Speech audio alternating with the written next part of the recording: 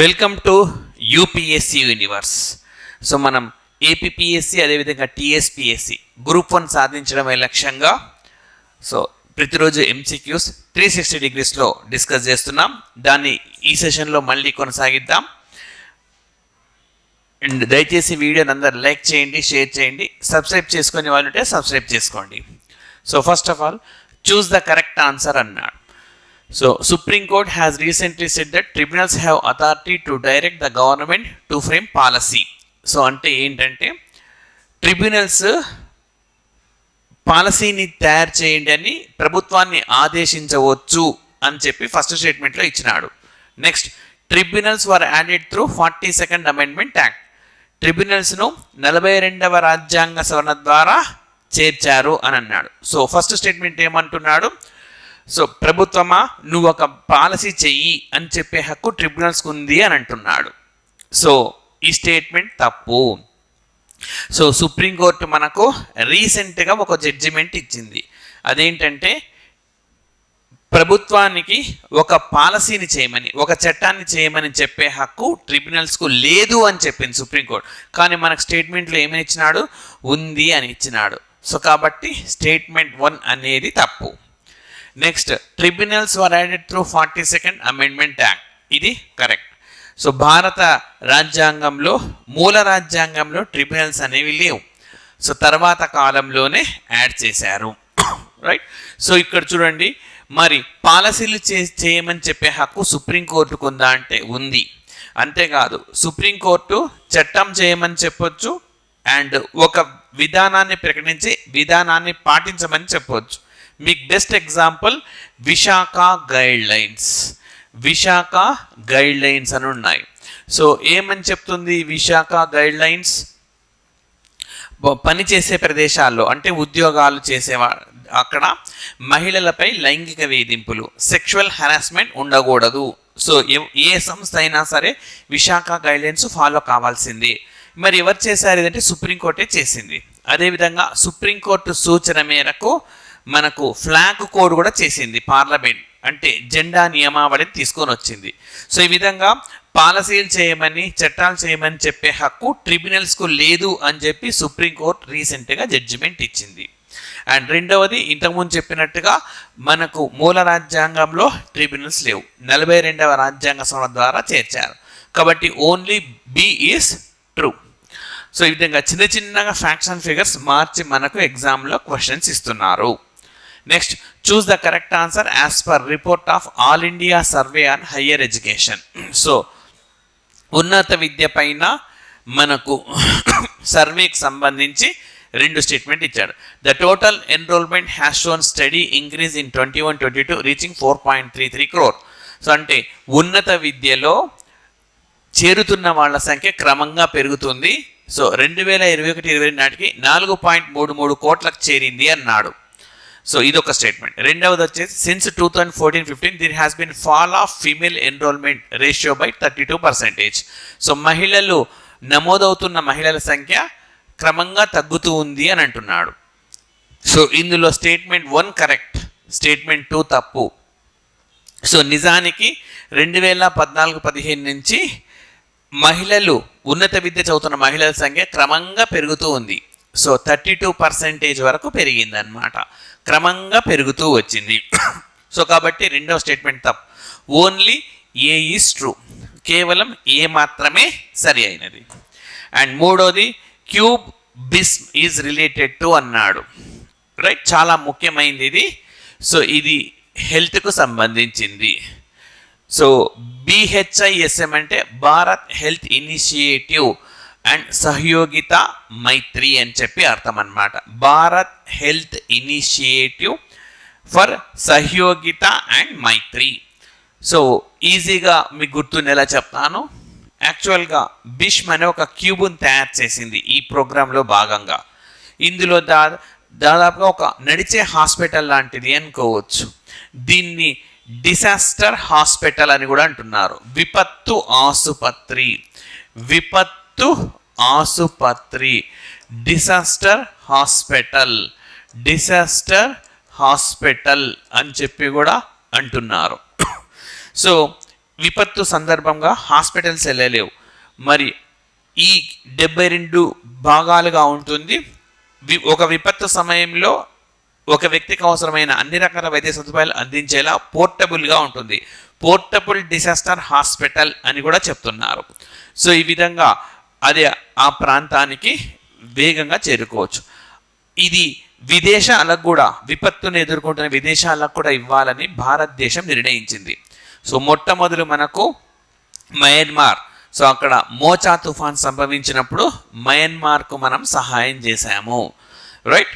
So and అదేవిధంగా వీటిని తయారు చేసే కేంద్రం ఎక్కడ ఉంది మనకు అంటే హర్యానాలో గుర్గావ్లో ఉన్నది, రైట్, గుర్గావ్లో ఉన్నది. సో ఇది ఈ అంశానికి సంబంధించిన ఎక్స్ప్లెనేషన్. నెక్స్ట్ వచ్చేసి which of the following is true? Atal Setu is the longest sea bridge in India. అంటే సముద్రంపై ఉన్న వంతెనల్లో ఇది అత్యంత పొడవైంది అన్నాడు. Second statement, Atal Setu is the longest bridge in India.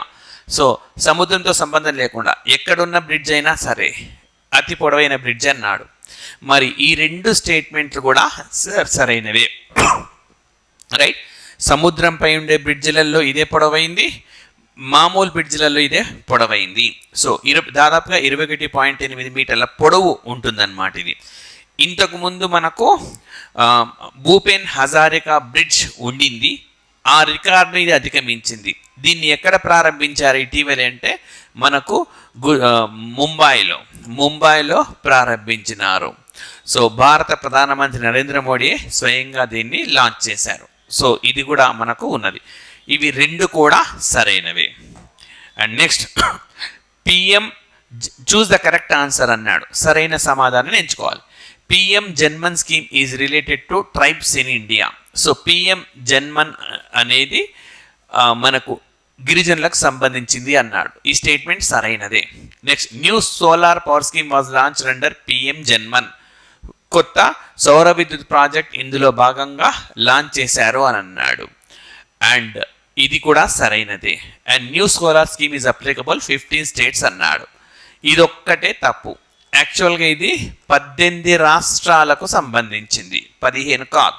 ఇలా చిన్న చిన్న ఫ్యాక్ట్స్ అండ్ ఫిగర్స్ మారుస్తూ ఇస్తున్నాడు మనకు ఫిబ్రవరి 25న జరిగిన గ్రూప్ 2లో లైక్ ఈస్టర్న్ కమాండ్ ఉండే చోట సదరన్ కమాండ్, ఫిబ్రవరి 19 to 24 ఉన్న చోట 23, అట్లా చిన్న చిన్న డేట్స్ నంబర్స్ మారుస్తున్నాడు. అందుకే ప్రతి పాయింట్ని 100% ఆస్పిరెంట్స్ గుర్తుపెట్టుకోవాలి. 18 స్టేట్స్. భారతదేశం నిజానికి ఇది చెప్పాలి అని అంటే పీవీటీజీలకు సంబంధించిన పథకం. PVTG particularly vulnerable tribal groups. ఈ పీవీటీజీలు 18 రాష్ట్రాల్లో ఒక కేంద్రపాలిత ప్రాంతంలో విస్తరించున్నారు. భారతదేశంలో అత్యధికంగా పీవీటీజీలు ఉన్న రాష్ట్రం ఒరిస్సా, రెండవ ప్లేస్లో ఉన్న రాష్ట్రం ఆంధ్రప్రదేశ్, రైట్. సో మనకు ఓకే, ఈ అంశంలో ఏ బీలు రెండు కూడా సరైనవే. సో కాబట్టి ఆన్సర్ 1 అవుతుంది. అండ్ నెక్స్ట్ వచ్చేసి మనకు చూస్ ద కరెక్ట్ ఆన్సర్ అన్నాడు. ఈ Sakshi app was launched for MP LADS. So MP LADS అనే పథకానికి సంబంధించి ఈ సాక్షి అనే యాప్ను ప్రారంభించారు. ఇది statement 1. Next funds under MP LADS are non lapsable continues in the subsequent financial year. అంటే ఏం లేదు, ఈ సంవత్సరం 31వ తేదీలోపు ఎంపీ లాట్స్ వినియోగించుకోకుంటే అవి వెనక్కి వెళ్ళిపోతాయి అని అంటున్నాడు. సో ఈ రెండు స్టేట్మెంట్ పరిశీలించాలి. చూడండి, ఏ సరైందే.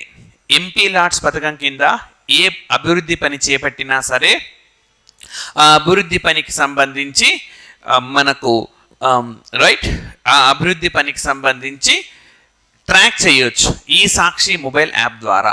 ఎంతవరకు అయింది, ఇంకా ఎంత పని ఉన్నది, సో బిల్స్ క్లియర్ అయినాయా, లేక పని సూచించడం, ఎవ్రీథింగ్ యాప్లోనే అందుబాటులో ఉన్నది. కాబట్టి ఇది సరైనదే. Next MP LADS are non lapsable continuous. ఇది కూడా సరైనదే. ఎంపీ లాట్స్ అనే పథకంలో భాగంగా ఆ ఆర్థిక సంవత్సరంలోనే ఖర్చు చేయాల్సిన అవసరం ఏం లేదు. తర్వాత ఆర్థిక సంవత్సరం కూడా వినియోగించుకునే అవకాశం ఉంది. సో నాన్ ల్యాప్సబుల్ అన్నమాట. మనకు ఎంపీ లాట్స్కు సంబంధించి కింది వాన్లో సరైనదేది అని ఇచ్చినా ఆశ్చర్యపోవాల్సిన అవసరం లేదు. అక్కడ కూడా దీన్ని గుర్తుపెట్టుకోండి. సో రెండు కూడా సరైనవే. Both are true. And next వచ్చేసి చూస్ ద కరెక్ట్ ఆన్సర్ అన్నాడు. France president Emmanuel Macron visited India as a chief guest to republic day parade and it is his first visit అన్నాడు. సో ఇమ్మాన్యుయల్ మక్రాన్ గణతంత్ర వేడుకలకు ముఖ్య అతిథిగా వచ్చారు, ఇది ఆయన తొలి పరేడ్ అన్నాడు. Next India and France have declare 2026 as a year of India and France innovation. Bharat ఫ్రాన్స్ల సృజనాత్మక సంవత్సరము అన్నాడు. సో ఇందులో స్టేట్మెంట్ 1 తప్పు, ఇది ఆయన రెండవ విజిట్, రైట్. సో భారత గణతంత్ర వేడుకలకు ముఖ్య అతిథిగా ఆయన రెండవసారి హాజరయ్యారు, ఫస్ట్ విజిట్ కాదు, సెకండ్ విజిట్ అయింది, కాబట్టి తప్పు. నెక్స్ట్ ఎస్, రెండో స్టేట్మెంట్ కరెక్ట్. 2026 సంవత్సరాన్ని భారత్ ఫ్రాన్స్లు ఒక సృజనాత్మక సంవత్సరంగా గుర్తించినాయి. ఆ సంవత్సరం నాటికి స్టార్టప్లను ఎంకరేజ్ చేయడం, స్టార్టప్ల ద్వారా కొత్త ఉత్పత్తులు తయారు చేసి రెండు దేశాల మధ్య వాణిజ్యాన్ని పెంపొందించాలి, ట్రేడ్ అండ్ కామర్స్ పెంపొందించాలని చెప్పి నిర్ణయించినారు. సో కాబట్టి statement B is true. And next Bangladesh prime minister Sheikh Hasina belongs to which political party అన్నాడు. Straight away question, Awami League. So ఆమె అవామీ లీగ్ అనే పార్టీకి చెందినవారు, రైట్.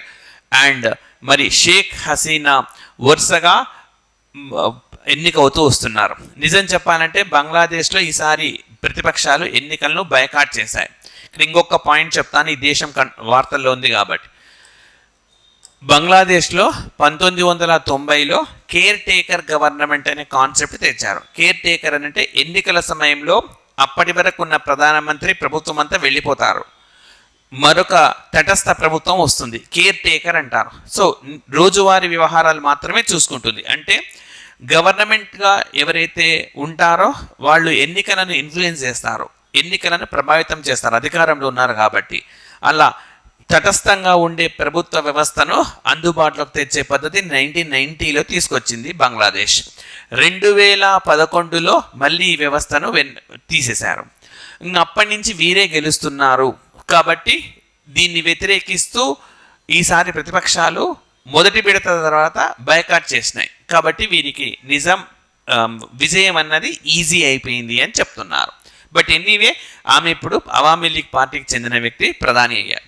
మరి ఈమె కుమార్తె వాజిద్, సో వీరు WHO సౌత్ ఏషియా రీజనల్ డైరెక్టర్గా అపాయింట్ అయ్యారు. సైమా వాజిద్ ఆమె పేరు, సైమా వాజిద్ వీరి కుమార్తె, ఆమె కూడా వార్తల్లో ఉన్నారు. మొన్న February 1, 2024నే బాధ్యతలు స్వీకరించారు, ఎప్పుడో పాతకాలంలో కాదు, రైట్. ప్రపంచ ఆరోగ్య సంస్థకు దక్షిణాసియా ప్రాంతీయ డైరెక్టర్గా బాధ్యతలు స్వీకరించారు, right. Next which of the following country has recently quit from OPEC. So ఇటీవలే OPEC నుంచి మనకు నిష్క్రమించిన దేశం ఏది అని అంటున్నాడు. సో OPEC నుంచి మనకు అంగోలా అనే దేశం నిష్క్రమించింది. చాలా ముఖ్యమైన పాయింట్. ఈ OPEC అనేది organisation for petroleum export countries, పెట్రోలియంను ఎగుమతి చేసే దేశాలకు సంబంధించింది. సో ఇందులో నుంచి మనకు అంగోలా నిష్క్రమించింది. అండ్ పక్కన కనబడుతున్న 3 దేశాలు ఏవైతే ఉన్నాయో, మాలి, నైగర్, బుర్కినా ఫాజో, ఈ 3 దేశాలు కూడా ఆఫ్రికన్ యూనియన్ నుంచి నిష్క్రమించినాయి, రైట్. ఆఫ్రికన్ యూనియన్ నుంచి నిష్క్రమించాయి. ఓకే, సో ఇది ఈ క్వశ్చన్, అంగోలా ఆన్సర్ అవుతుంది. Next, which of the following article of United nations convention on the law of sea defines piracy as illegal. ఇది ఎందుకు గుర్తుపెట్టుకోవాలంటే, పైరసీ అంటే సముద్రంలో జరిగే దొంగతనాలను పైరసీ అంటారు. ఇటీవలి కాలంలో భారత్కు చెందిన షిప్స్ ఎన్నో పైరసీకి గురైనాయి, చాలా పైరసీకి గురైనాయి. సో అందుకని భారతదేశం ఏం చేసింది, అరేబియా సముద్రం గుండా వెళ్ళే మన నౌకలకు భద్రతను పెంచింది. సరుకుతో వెళ్ళే మన నౌకలకు పక్కన యుద్ధ నౌకలను తోడించి పంపిస్తుంది. అంతేకాదు యుద్ధ విమానాలు కూడా వెళ్తున్నాయి తోడుగా. అంటే ఆ స్థాయిలో పైరసీ అనేది జరుగుతుంది. నిన్ననో మొన్ననో పేపర్ మనం చూసాం, కరెంట్ అఫైర్స్లో అప్డేట్ చేస్తాను నేను. సముద్రం లోపల వేసిన కేబుల్స్ కూడా దొంగతనం చేసేసారు, ఓకే. సో ఈ విధంగా విపరీతంగా దొంగతనం చేస్తున్నారు. మరి అందుకనే ఈ ఆర్టికల్ గుర్తుపెట్టుకోవాలి. So united nations convention on law of sea పైరసీని ఎందులో నిర్వచించింది అంటాడు. ఆర్టికల్ 101లో నిర్వచించింది. సో పైరసీ లేదా సముద్రాల్లో జరిగే దొంగతనాలను ఏ ఆర్టికల్లో నిర్వచించారు అంటే ఆర్టికల్ 101లో నిర్వచించారు. అండ్ రైట్, సో ఇది ఈ క్వశ్చన్కు answer. And next choose the correct answer అన్నాడు. సరైన సమాధానం ఎంచుకోండి. First one, world economic forum establishes C4IR centre in Hyderabad. C4IR అంటే centre for fourth industrial revolution. Centre for fourth industrial revolution world economic forum హైదరాబాద్లో ఏర్పాటు చేయనుంది అన్నాడు. ఈ స్టేట్మెంట్ సరైందే. రీసెంట్గా దావోస్లో జరిగిన సమావేశంలో తెలంగాణ ప్రభుత్వానికి ప్రపంచ ఆర్థిక ఫోరంకి ఈ ఒప్పందం కుదిరింది. Right. Next, C4IR in Hyderabad will be 19th centre in world but first in India. So ఈ C4IR అనేది ప్రపంచంలో వరల్డ్ ఎకనామిక్ ఫోరంకు 19వ కేంద్రము, భారత్లో మొదటిది అన్నాడు. సో ఈ స్టేట్మెంట్ తప్పు. ఇందులో సగం కరెక్ట్, సగం తప్పు. 19th centre in the world correct. So world economic ఫోరంకు ఇప్పటికే 18 కేంద్రాలు ఉన్నాయి ప్రపంచవ్యాప్తంగా. భారతదేశంలో ఇది 19వ కేంద్రం. కానీ ఇది భారతదేశంలో 2వ కేంద్రం. మొదటి కేంద్రం ఆల్రెడీ ముంబైలో ఉంది. మొదటి కేంద్రము ఆల్రెడీ ముంబైలో ఉంది. కాబట్టి స్టేట్మెంట్ బి తప్పు. Next, C4IR in Hyderabad with the world's first centre focusing on health tech and life sciences అన్నాడు. అంటే హైదరాబాద్లో పెట్టబోతున్న ఈ కేంద్రం ఏమైతే ఉందో అది మనకు వైద్య రంగంలో సాంకేతికత అండ్ జీవశాస్త్రాలకు సంబంధించిన చూసుకుంటుంది అన్నాడు. ఈ స్టేట్మెంట్ కూడా కరెక్ట్. సో వరల్డ్ ఎకనామిక్ ఫోరంకు ఇప్పటి వరకు ఉన్న 18 కేంద్రాలకు focus health tech life sciences లేదు. ఇదే మొట్టమొదటిది. ఇట్లాంటి క్వశ్చన్స్, ఇట్లాంటి అంశాలపైనే క్వశ్చన్స్ వస్తాయి మనకు. కాబట్టి C correct. So A and C are correct. A and C అనే రెండు స్టేట్మెంట్లు సరైనవి.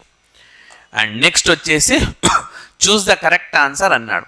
India has become full member of square kilometer array observatory. SKOA అంటారు దీన్ని, SKOA. సో 1991లో ఈ అబ్జర్వేటరీ స్టార్ట్ అయింది.